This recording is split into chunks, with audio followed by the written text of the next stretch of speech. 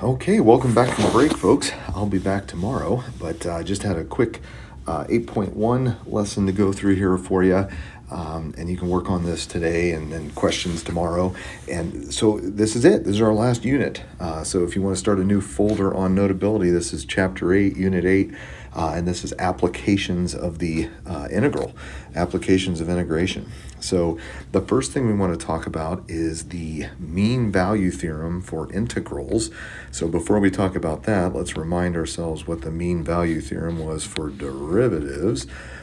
So if I think back to the mean value theorem, right, it was that if you have a continuous function and it's differentiable, so if I've got some function, right, f, let's say, and I've got some interval from a to b, so here I am at a and here I am at b, then what it's saying is that if I were to find the average rate of change from those 2 points, right, that there guarantees that somewhere there's some point C where the instantaneous rate of change is equal, right? So there's that point f prime of c. So the mean value theorem for derivatives said there had to be a place somewhere in between a and b where the derivative at that point is equal to the average rate of change between the endpoints. So that was our mean value theorem for derivatives. And so now we want to talk about the mean value theorem for integrals.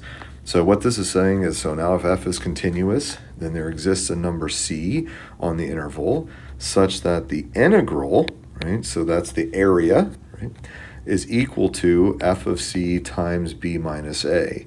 So let's think about what that means. If I come down here to a picture, so what that's saying is that the area, right, the area from a to b, so that shaded in region right here, it is telling us that there has to be a location somewhere, okay, that if I were to find that location, then the height, f of c, right, times the width from a to b.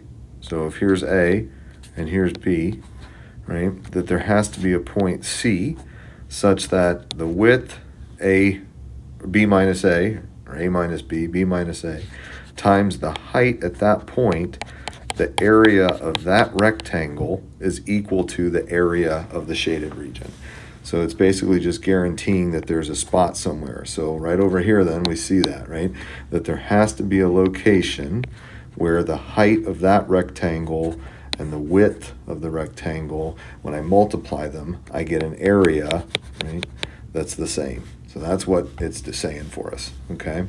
So that is wonderful, but then we actually end up taking it one step further, and if we take that theorem and we divide the b minus a to the other side, we end up with this equation, which is the average value of f of x on some interval.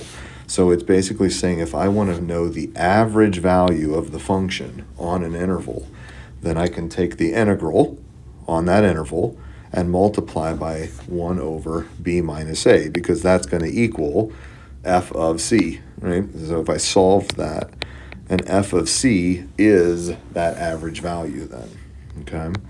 So a lot of times they might ask you then, what's the average value? So anytime they ask you what's the average value, that's 1 over a minus b, and then I'm going to integrate from a to b. So in this case, that would be from 2 to 5. The function 2x e to the negative x squared, right, dx. Okay, so then I would just integrate that lovely thing out, and in order to save time, I'm just going to give us the answer. So this would be 1/3, right, of whatever this integral turns out to be. So we'd have to use substitution and such, but this actually comes out to be, it's a very tiny number, 0.006105. So there we go. So that is the average value, okay? And then it actually says, okay, what is the c value that would give you that average value, right? So we know that this is supposed to equal f of c, right? So in other words, then what that's saying is if I just set the function 2x e to the negative x squared equal to that average value that I just found and solve this. And that's not something easy to solve, so I would just solve that by graphing. Right? So if I just solve that thing by graphing, so I could graph this, I can graph this horizontal line, and I get x equals 0.003053, and x also equals 2.59736. But remember, it was on this interval, right? So from 2 to 5, this is my answer. So if I graph this, I find two places where this intersects, but this one's not on that interval. So I'd only want the other answer. Okay. All right. So if I wanted to do this one here, right? So I want to find the average value of that from 1 to 4. So same thing. It's the same idea. So I'm going to do 1 over 4 minus 1. And I'm going to integrate this thing from 1 to 4. 3x squared minus 2x dx, right? So then I would just go through that same process again, right, to figure out what that average value would be. So it's going to be 1/3, okay? And then this one, let's go ahead, we'll do this one then. So this is going to be what? X cubed, right, minus x squared, evaluated from 1 to 4. Right? So the 1/3 is still out in front. And then I'm going to plug 4 in. So I've got 4 cubed minus 4 squared. And then on the bottom, I plug 1 in. So I've got 1 cubed minus 1 squared. So that's 0. And then what is 4 cubed minus 4 squared? Let's see. 4 to the third minus 4 squared is 48. 48. I should have done that. Okay, so 48. Right? So then I do 48 minus 0, top minus bottom. So 1/3 of 48 is 16. So there's my average value then, 16. And then it says find the values of C, the guarantee the mean value theorem for that. So again, I can set the function 3x squared minus 2x equal to 16. So I get to solve this. So I get a quadratic. We get to factor, so this would be what, 3x and x. Let's see, we got 8 and 2, I think. 8 and 2, because that would give me, so negative 8x plus 6. So I end up with x equals 8/3, and I end up with x equals negative 2. So those are the two places that function equals that average value. But again, remember we were on the interval 1 to 4, so we don't want that one. So that's the place it would happen. So that's saying that at that x value, you get the average value of 16. Okay. And a lot of times I might ask this with tables as well, right? So this is coming off of an old test. It says the cows on a dairy farm milked in the morning during a 2-hour period. Milk from the cows is pumped into a storage tank. The volume of milk is modeled by a strictly increasing twice differentiable function where m is measured in gallons and t is measured in minutes. So at time 0, there were 300 gallons in the storage tank. Values of m of t are selected and given in the table below. So can you estimate m prime of 70? So this goes back to stuff from earlier in the year, right? So to estimate the derivative at 70, so 70 would be right here in between 90 and 50. So I could just do, so to estimate m prime at 70, it would be 3360 minus 1640 all over 90 minus 50. So that comes out to be about 43 gallons per minute, right? So that's a rate, gallons per minute. And so then I'm sure it asks us to interpret it, right? Yep, meaning of your answer. So it says at 70 minutes, right, or after 70 minutes, the amount of milk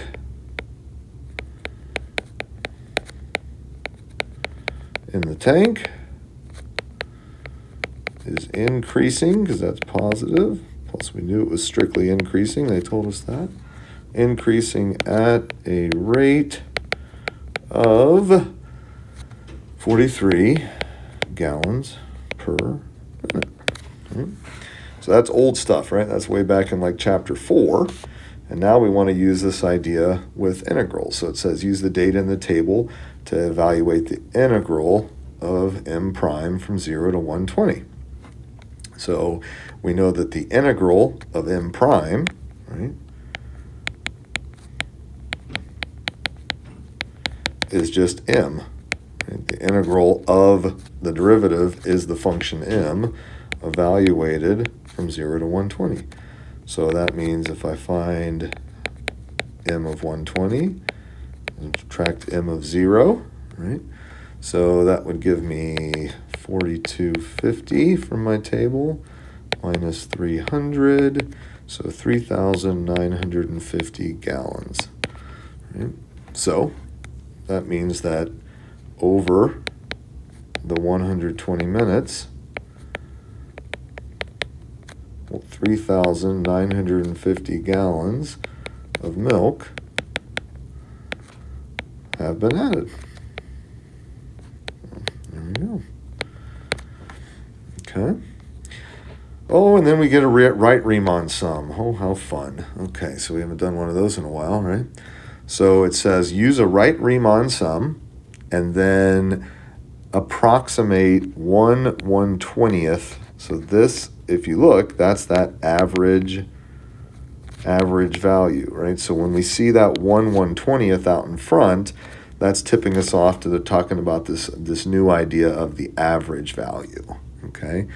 So if I want to find the area under the curve of m using a right Riemann sum, then I've got to go back and say, well, that first one had a width of 20, and it's a right Riemann sum, so I'm going to use the 780, right? So I'm going to do 20 times 780 plus, okay, the next one had a width of 30, and it was 1640. And then the next one has a width of 40 times 3360. And then the next one has a width of, 30 times 4250. And so that comes out to 326,700. But remember, we had that 1/120th out in front that we were multiplying by, because that was what part of the problem. So they said that then would come out to 2722.5 gallons. So now what does that mean, right? So we've used a right Riemann sum to get the total area under the curve, but then we've multiplied by 1/120th. And so that's finding the average, right? So that's saying that the average number of gallons of milk in the container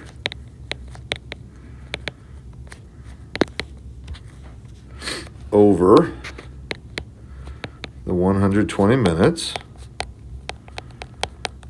is 2,722.5 gallons, right? So over the course of that time, that was the average amount of milk that was in there, okay? And then the next question says, is this an overestimate or an underestimate? So remember up here, they told us it was strictly increasing, right? So if this was a strictly increasing function, and I was using right Riemann sums, right? So if I was coming up, oops, I'm going to use a different color there, a right Riemann sum, then that means that they would hit the curve on the right-hand side, right? So the area that I got is actually going to be over, right? So it's an overestimate of the average,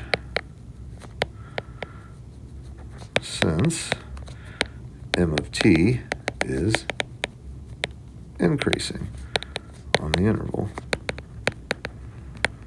So there we go. So give those a try. The big idea today is this, the average value of a function. So what does that mean? So give those a try. There's a few homework problems. I included the answers so you can check them over, and I'll see you guys tomorrow.